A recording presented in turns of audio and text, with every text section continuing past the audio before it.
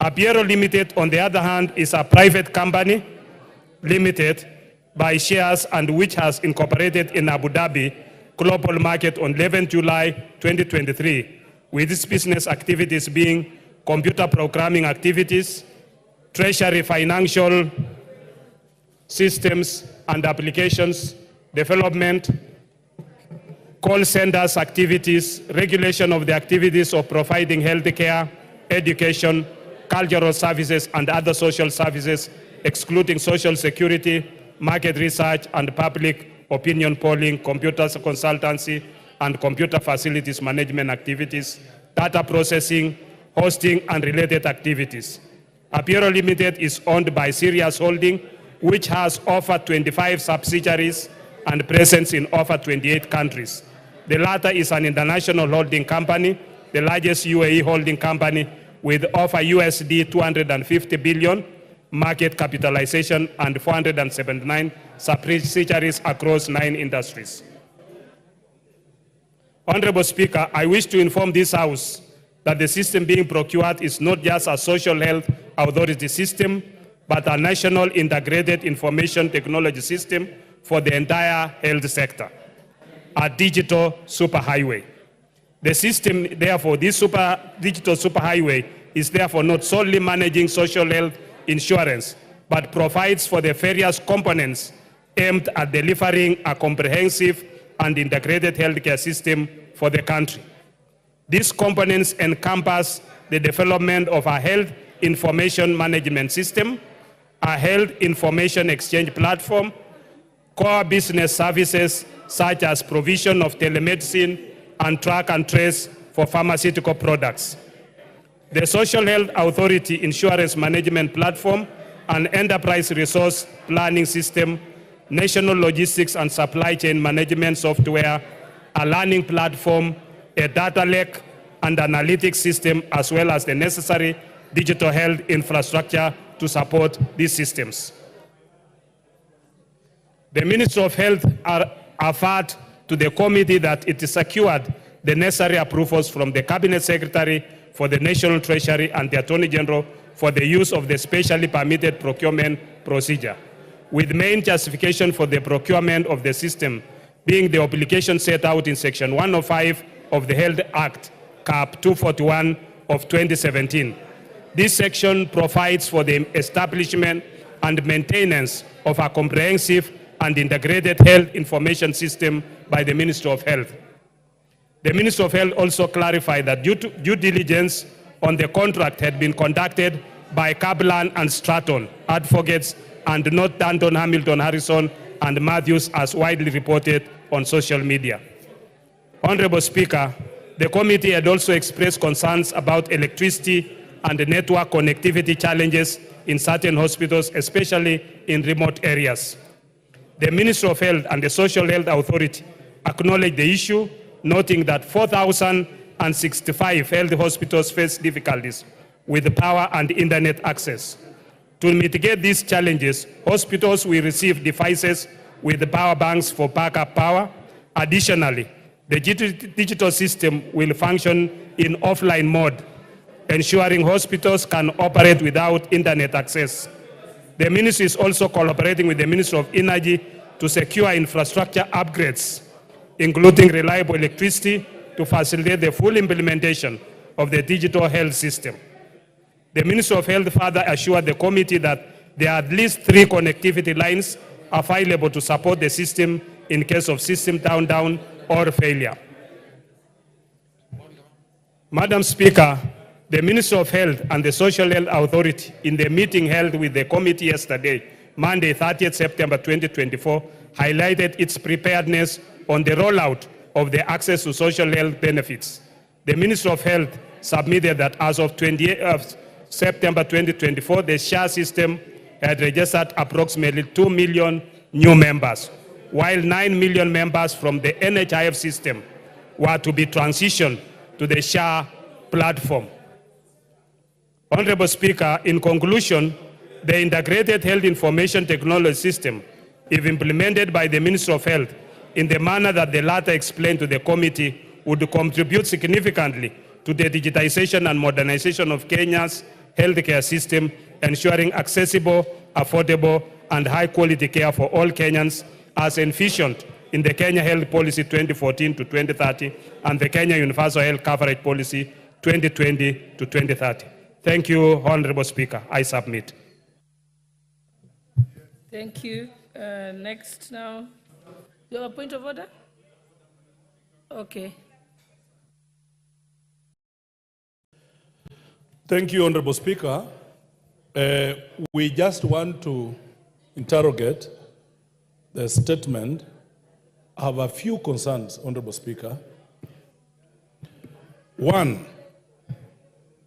I think as a National Assembly, we should sit back and understand what is going on. I'm seated with some members of that committee, Madam Speaker, and they are expressing dissatisfaction on what's going on. Madam Speaker, few fundamental issues about such a thing. I don't understand how such a program can go on without public participation. This is a house of rules. We enact laws. We are supposed to follow the laws. Two, Madam Speaker, the greatest systems, most sophisticated, KRA, name them. I have never heard of a system that cost 1 or 4 billion. A system, Madam Speaker. I'm told the system, the platform that NHIF ran on, they only needed 700 million to upgrade. But a whooping 104 billion. Madam Speaker, you must also understand that these people did single sourcing. The government went for single sourcing for such an amount of money. We cannot allow this to go on in this country. We are saying, take a step back, go and listen to what Kenyans are saying. We cannot take all the important infrastructure of this government in one foreigner called Adani. We cannot. We cannot give him the airport. We cannot give him Ketraco. We cannot give him our health system. It's going to collapse. Lastly, Madam Speaker, I have read and interrogated this statement very well. The benefits that NHIF was giving were superior than the benefits this system is going to give, Madam Speaker. I want to beseech this National Assembly that when the country is headed in a wrong direction, we must say no. Let's step back and listen. This thing is a bad thing. It is causing damage to our country. We will not have a country at the end of the day. Mr. Chairman, sit back, go and follow processes. You cannot award a contractor of 1 or 4 billion by single sourcing. You cannot. The eating is just too much. We should not allow this eating and looting in this country. Thank you, Madam Speaker. Yes, Honorable Justice Kame. Thank you, Madam Speaker. Make it brief so that the chairperson will be able to respond. I'll be very brief, Madam Speaker. And mine is not related to the statement that has been given by the chairman of the Health Committee. But, Madam Speaker, I thought I'm only letting you, I'm entertaining any comments on what the chairperson has said. What do you want to talk about? Sorry, Chair. I had sought a statement from the chairman of the Health Committee on the 15th of August this year on the state of smallpox in this country, mpox, sorry. Okay, I think there's no relevance to what we are discussing now, so you'll have to ask that at another time. Okay. Yes, Honorable Member for Funyula, then I'll come to you, Beatrice Elachi. Honorable Speaker, I'll make it very brief. Honorable Speaker, I'm shocked beyond belief. I'm shocked that a member of parliament can come and stand here and justify the massive rip-off. 104 billion, Honorable Speaker, just to run a system. Honorable Speaker, to be honest, Chairman, Chairman, we beseech you. You are a Kenyan. Be mindful of the people of Kenya. 104 billion going to the hands of insiders of this government is a rip-off. We cannot afford to steal from Kenya to this extent, Honorable Speaker. How heartless can you be? Just go back, Honorable Chair. Single sourcing, 104 billion. Where on earth? Just go, reflect, think about it, involve your committee members, and surely tell yourself, this, you are a Catholic like me. You are a Christian. You cannot afford to steal when you have no remorse. Thank you, Honorable Speaker. Honorable Elachi. Thank you, Madam Speaker. Mine is just to ask Chair to guide us, because we have many, many people with chronic diseases who have been using NHIF. We have now changed from today into shift. And they need to understand that if I go, because when you say star 147, everybody was trying and nobody was able even to enter into this system.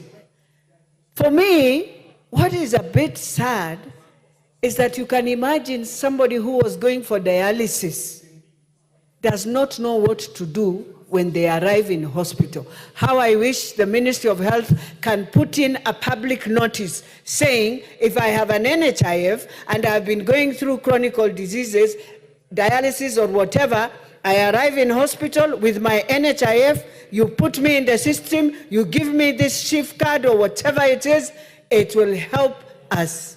But lastly,